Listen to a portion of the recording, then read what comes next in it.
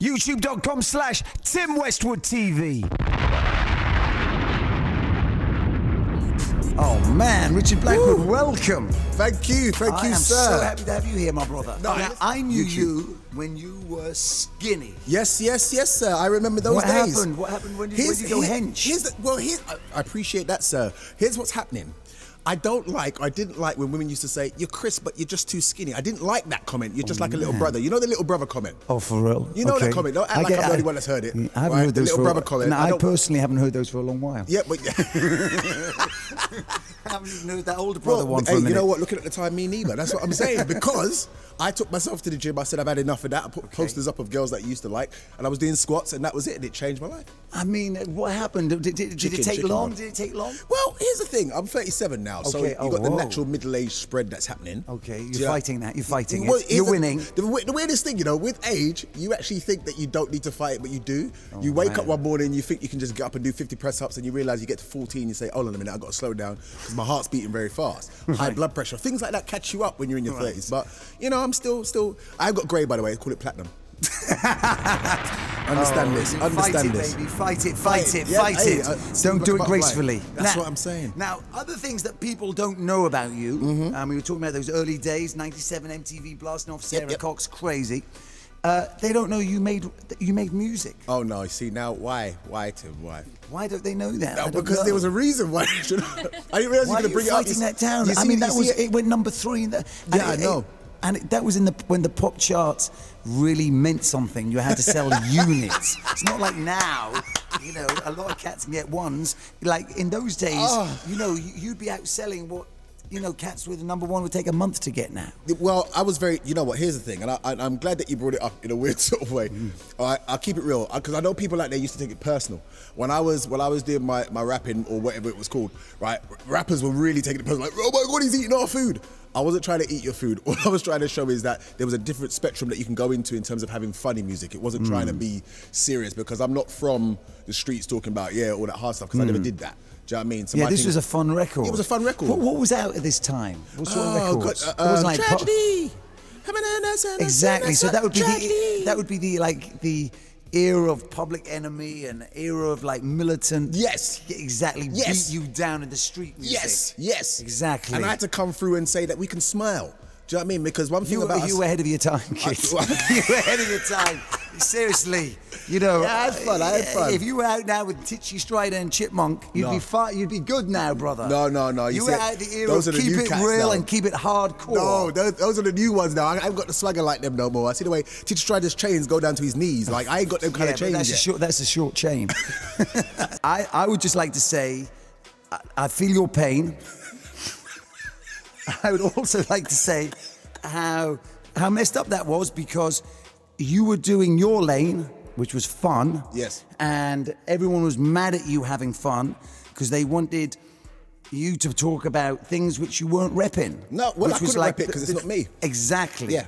And that was the unfairness. And a lot of cats suffered from that. Yes. Like, you know, if you weren't Public Enemy, if you didn't come from a broken home, up in the hoods, and, you know, you weren't about to go to prison, you know, the cats would say you weren't real, man. Well, you see, this is, all right, here's the thing, though. Let's just, people that know me from South London know I'm streetwise. Don't get it twisted. Oh, yeah, right? we're not getting, exactly. But what I'm saying is that, and I'll say this to every artist out there, don't rep things you don't know. Exactly. Right, do you know what I mean? My thing is that if you're not out there doing the things that you're talking about, then don't, because one day you'll be tested on it. Yeah. And that's my thing. So I would never go out there talking about I'm selling grams, because I don't know what they are. Exactly. Right, do you know what I mean? But if you want to talk to me about stand-up comedy and having smile, fun, then I'll do that. That's your lane, man. Yeah, but it was an era of keeping it real. Yeah. And looking back, we were keeping it real.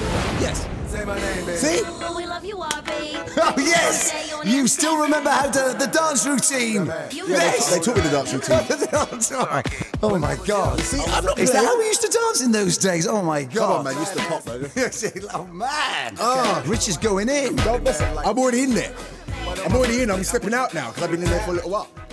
Now, I would like to use this as an opportunity, man to man, to apologize. I know I have apologized in the KFC in Ayia Napa to you, right?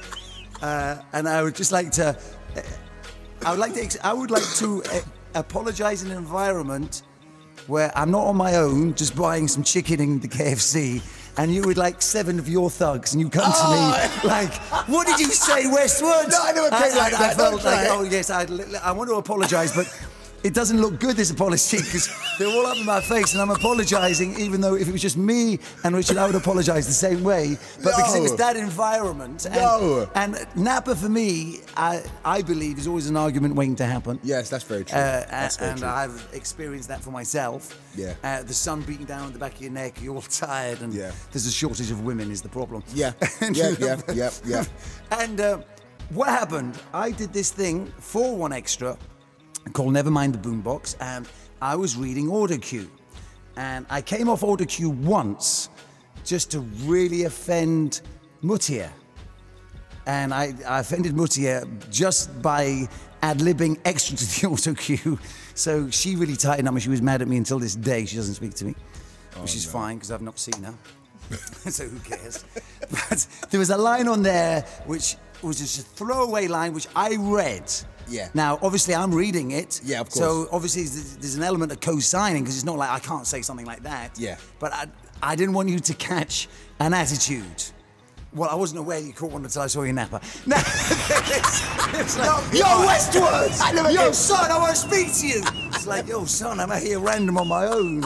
I just landed, I just slept. I thought, oh, let me sneak out without security, because I go with security. Because if I go on my own, I won't have to buy him no chicken. He can buy his own. That's a great idea. Let me just sneak into, KFC opposite the hotel.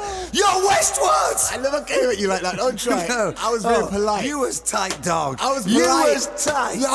No, Maybe you was tight and emotional, but it felt tight to me. When he was up my grill. Yo, Richard, let me get you a double burger, a Coke and fries. It was ridiculous. It wasn't like that. And it was like, I remember you before being hench, but that day you looked super hench. That's the sun. Maybe. It's the sun and lack of liquid. Me and Tim would never be in beef. Do you know how far me and Tim go? Exactly. Like, let's just, for radio purposes. I actually remember you being outside this station, and we went up to the temple one time together. That's right. Well, to see like Flex or Buster or something. I'm gonna go back deeper than that, and just to show you how Tim is word, and I'm gonna put this on air. When I went through my bad patch, this is real talk now. And I'm putting this on camera so you can check this on YouTube. I went through my bad patch and I went through bankruptcy. Tim Westwood called me up. This is true stories. He probably doesn't remember this. He called me up and he said, bruv, I've heard about what happened. And he goes, if you want some work at Radio 1 with me, I've got your back. Never forgotten that. Real talk. I've never forgot. You see, and I don't know if you remember that. And I said, Tim, I'm cool. He goes, and he goes, bruv, I'm just letting you know, I'm a phone call away. If you want work when it comes, he goes, I'm not saying it's the best, but you can work with me for time being. Don't add that bit. They're listening. Don't add that bit. No, but you know what I'm saying. You know what I'm saying. They're a difficult lot up there, but there's a job up there for you. Some of them are a little funny as well. But let's not go in. And management. Oh my God, let me tell you about them. But he offered me work, real talk, at a time when nobody was calling me. I had a lot of friends and then they stopped calling and Tim Westwood called me, so I've never forgotten that, brother. Oh man, that is a beautiful thing, and I think we should play number 5 so we can just marinate on what you said. Yeah, absolutely. Because that was some real talk. Absolutely. And anything which bigs me up, I embrace. Thank you, brother. Oh my God. YouTube.com/Tim Westwood TV.